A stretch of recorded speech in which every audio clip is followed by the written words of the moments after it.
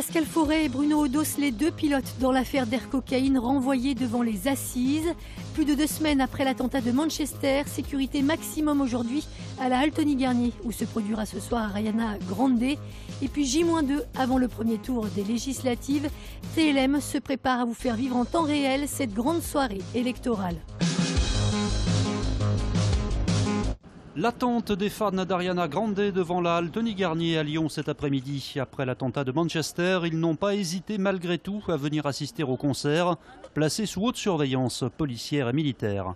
Du coup, je pense qu'il y a un petit peu 2 états d'esprit. C'est vrai qu'on a beaucoup de militaires entre nous. Moi, je trouve ça rassurant et c'est vrai à la fois aussi inquiétant. Mais personnellement, je me sens bien et je suis contente d'être là et j'aurais pas raté ça pour rien au monde. Tu as une pensée pour ce qui s'est passé à Manchester ? Entièrement. Complètement, on y pense souvent. Tout ce qui se passe à chaque fois, c'est vraiment effrayant, mais il faut rester soudé et continuer, surtout rester soudé. Nouvel épisode judiciaire dans l'affaire dite Air Cocaïne. Le parquet de Marseille a requis le renvoi de 11 personnes devant les assises, dont les pilotes de notre région, Pascal Forêt et Bruno Odos. Rappelons que ces derniers avaient été arrêtés et incarcérés en République dominicaine en 2013, après la découverte de 700 kilos de cocaïne à bord de leur avion. Des pilotes qui s'étaient ensuite évadés dans des conditions rocambolesques de République dominicaine pour se réfugier en France. Le parquet les désigne aujourd'hui comme des transporteurs. La date du procès n'est pas encore connue. 35 ans après la disparition de la jeune Nathalie Mazot à Lyon, le mystère reste entier. Les ultimes investigations ordonnées par le juge pour sonder une cave à Saint-Paul où la jeune fille aurait pu être enterrée n'ont rien donné. Hier, les enquêteurs ont utilisé un radar spécial pour tenter de localiser le corps, en vain. Cette fois, les recherches devraient être définitivement interrompues. La mère de Nathalie, présente sur place, ne cachait pas son émotion. Je ne m'attendais pas à des merveilles, mais je m'attendais peut-être qu'on me dise... qu'on me parle, je ne sais pas. C'est fini pour moi, je ne continuerai pas. J'ai aucune piste non plus. Là, on a apporté pas mal de choses qui étaient dans le grenier. Là, on est en train de faire un peu de nettoyage. Donc il y a différentes choses qu'on accumule depuis des années. Du bois, des pots de peinture. Une déchetterie fluviale mobile disponible tous les samedis désormais à Lyon, quai Fulchiron. La collecte s'effectue sur une barge. Et finalement, avec une barge fluviale, c'est la déchetterie qui vient à l'usager autant que l'usager qui va à la déchetterie. La fréquentation que l'on observe aujourd'hui, c'est à peu près 50% des apports qui se font à pied ou à vélo par les habitants du quartier, que ce soit du Vieux-Lyon ou de la Presqu'île.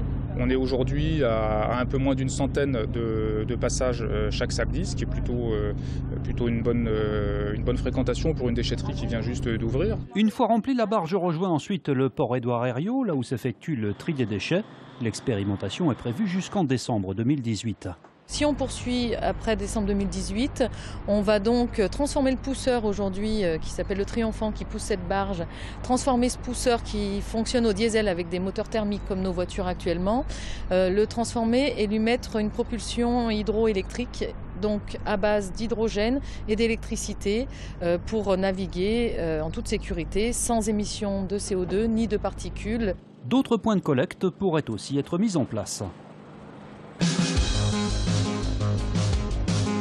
À l'occasion du premier tour des législatives, TLM vous donne rendez-vous dimanche soir pour une grande soirée électorale. Dès 19h45, les résultats et les réactions en direct dans le Rhône et le Nord-Isère avec Jean-Pierre Vacher, accompagné des politologues Gilles Thévenon et Romain Mels en plateau. Grande soirée de direct dimanche, évidemment, de 19h45 à minuit, avec à la fois un plateau d'analyse et de commentaires à TLM, et puis une présence en préfecture, des duplex avec Leïla Kessier pour avoir les réactions de tous les candidats, de tous les responsables de parti quand ils viennent en préfecture, et puis les équipes de la rédaction, évidemment, qui seront présents, notamment, évidemment, sur la 6e circonscription, particulièrement disputée, Villeurbanne. Édouard Pignon est un artiste, un des grands artistes français de la première moitié du XXe siècle. Et là, son dernier fils, Nicolas Pignon, a choisi donc d'offrir au musée 3 exceptionnels tableaux. Le musée des Beaux-Arts de Lyon présente une exposition consacrée à Édouard Pignon. Originaire du Nord, issu d'une famille de mineurs, cet artiste autodidacte s'est rapidement imposé sur le devant de la scène artistique française, travaillant notamment avec Picasso. On peut en particulier découvrir sa série consacrée à Ostende, réalisée entre 1946 et 1953. L'artiste arrive en fait à Ostende à la faveur d'un voyage qu'il effectue en Belgique et il est absolument fasciné par cette ville qui a un côté vraiment tragique, qui a été vraiment très meurtrie, très blessée au cours de la Seconde Guerre mondiale. Il y est à une période de l'hiver, donc il va être très frappé aussi par cette tonalité de blanc et de gris. Le musée des Beaux-Arts de Lyon qui arrive justement en tête du palmarès des musées des grandes métropoles publié par le Journal des Arts. Nous sommes très fiers de cette première place et je crois que cette première place, elle vient vraiment récompenser le travail de toute une équipe. Il y a 130 personnes qui travaillent au sein de l'équipe du musée et je trouve que la plus belle récompense que nous pouvons avoir, c'est la fréquentation du musée puisqu'elle a augmenté de plus de 10% par rapport à l'année précédente et nous accueillons aujourd'hui près de 330 000 visiteurs. L'exposition consacrée à Édouard Pignon est à découvrir jusqu'au 28 août.